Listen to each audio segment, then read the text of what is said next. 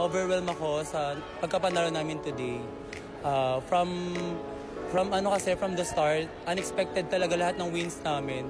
And siguro result lang yun talaga ng mga pinaghirapan namin before bago pa pumasok yung season. And siguro yun na yung resulta. Ito na yung resulta.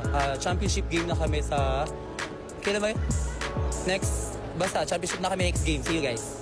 Sa batchmate namin na nawalay na sa amin. Kasi kasama namin siya from the start.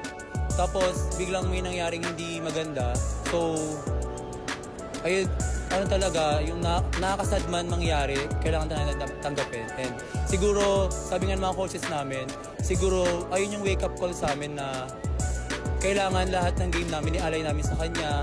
Kasi although last pre-season league namin, hindi siya nakakapaglaro, bench lang siya. So parang scouting team, ganun, nag-scout lang siya for us. Alam namin na lagi kahit hindi na namin siya kasama, tutulungan niya pa rin kami. And siguro yun yung guide na binibigyan niya sa amin, yung lagi kami nananalo. Kaya lagi namin talagang inaalay, buong puso talaga, inaalay talaga namin sa kanya lahat ng games namin.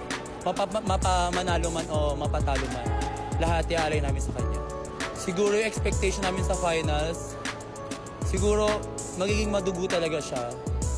Lalaban talaga kami, mata sa mata, ilong sa ilong. Siyempre, maghahanda kami. We have 5 days siguro na maghanda before the finals.